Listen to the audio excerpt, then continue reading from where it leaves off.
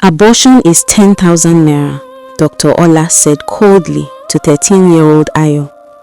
Her small hands trembled as she held the phone. Hello, Daddy? The doctor said it's 10,000 naira, she whispered. How it started. Ruth was overjoyed when her newly wedded husband, Tony, agreed that her 13-year-old daughter Ayo should come live with them. For one whole week, their home felt complete. Tony acted like the perfect stepfather. He bought Ayo snacks, he asked about her school, he laughed at her jokes. Ayo, who had grown up without a present father, began to smile freely again. Ruth felt blessed. But soon, things changed. Ruth noticed that Ayo kept throwing up. She had fever almost every night. Whenever she complained, Tony quickly said, "It's malaria. Children fall sick all the time." Ruth believed him. Ruth didn't know that behind her back, Tony had become a monster. He forced himself on Ayo anytime Ruth was not around. The frightened child cried in silence. Her legs hurt him. Tony threatened her, "If you tell your mother, I will kill you and kill her too." So Ayo kept quiet, opening her legs for a man old enough to be her father, swallowing her tears every night while Tony pretended to be the sweetest husband in front of Ruth, her mother. When Tony discovered Ayo was pregnant, he was so happy. He couldn't wait to carry out the secret plan he had with Dr. Ola, the real reason he married Ruth. That morning, he lied to Ruth with a smile that hid darkness. "I'm taking Ayo to a playground. There's a small party for teenagers. She needs fresh air." Ayo clung to her mother, crying, "Mommy, I don't want to go, please." Ruth kissed her forehead gently. "You will have fun, my baby. Don't be scared." If only she knew. Instead of the playground, Tony drove down a lonely road to an abandoned house with broken windows and a rusty gate. Ayo's small hands shook as she stepped out of the car. Tony pushed 10,000 naira into her palm. "Go inside. You will see the doctor upstairs. Don't waste time." Her voice shook. "But Daddy..." "Go," he snapped. Terrified, she obeyed and climbed the dusty stairs. Tony didn't wait. He reversed the car and drove off. When he reached home alone, Ruth gasped, "Where's Ayo?" "She's playing and gisting with other girls her age. Relax, I'll go back for her soon," he replied quickly. But Ruth's heart suddenly felt heavy, like something terribly wrong was going on. Her chest tightened. Meanwhile, inside the abandoned building, little Ayo stepped into a dim room that smelled of drugs and blood. A man wearing a dirty lab coat stared at her with a wicked smile. "Sir, I'm here for abortion," she whispered. He chuckled, exposing yellow teeth. "Abortion is 10K.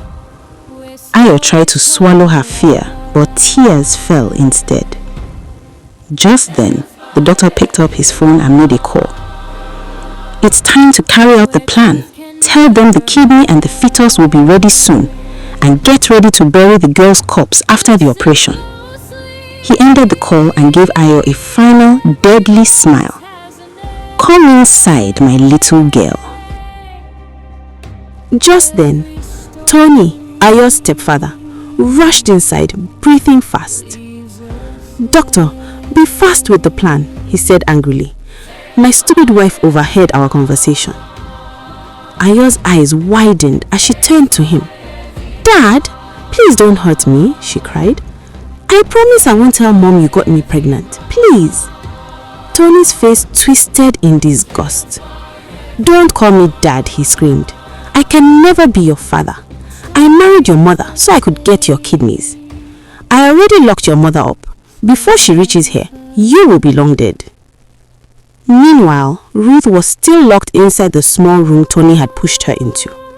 She needed to escape. Her eyes moved around the room desperately until a thought suddenly flashed in her mind. She ran to the small window at the top of the wall. It was tiny, but she could still stick her head out. She gathered strength and screamed with everything inside her. "Help! Somebody help me! My daughter is in danger! Help!"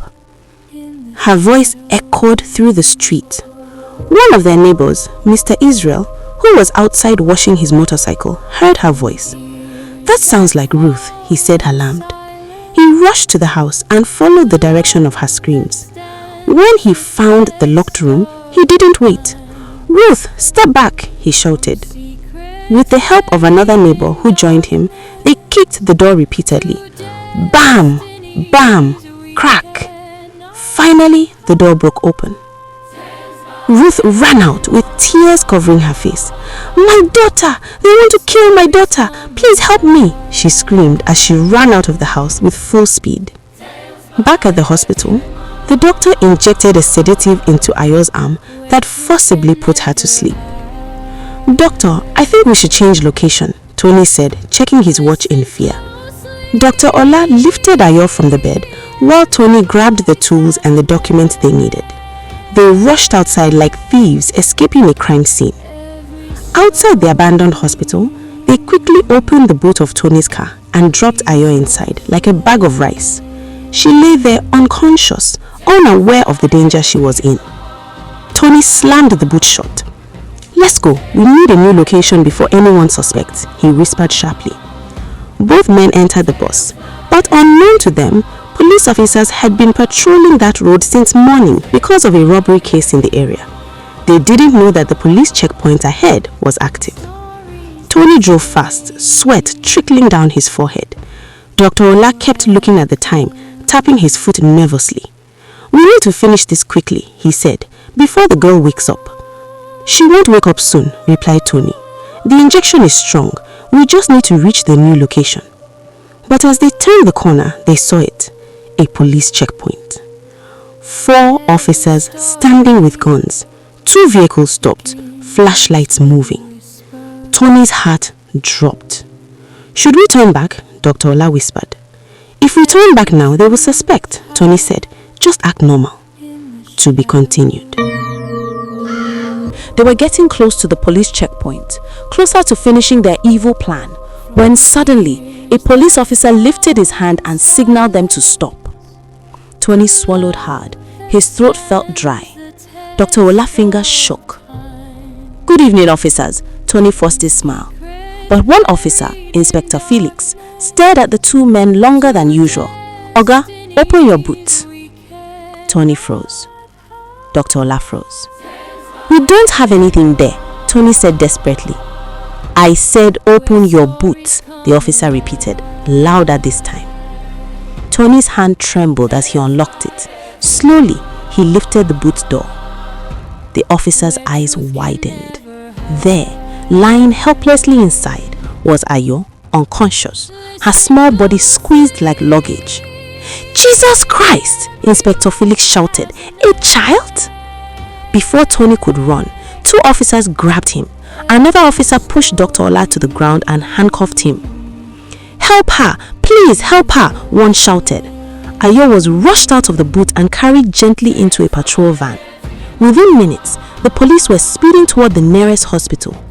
Ruth, who had been rescued by neighbors and brought to the same hospital, burst into tears when she saw her daughter being carried inside. "Ayo, my baby!" she cried, hugging her tightly. She looked up at the officers with shaking hands.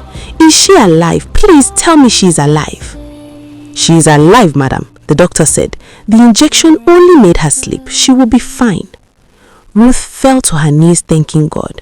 "Thank you, Jesus. Thank you." After a few hours, Ayo finally opened her eyes. "Mommy," she whispered weakly. Ruth hugged her, crying uncontrollably. "I'm here, my child. You're safe. Nobody will ever hurt you again." Ayo cried softly in her arms. Tony and Dr. Ola were taken straight to the station. They faced charges for attempted murder, rape, organ trafficking, and child abuse. The police assured Ruth that they would never see freedom again. And Ruth vowed never to get married again. The end. This story was brought to you by Tales by Edima, your favorite storyteller.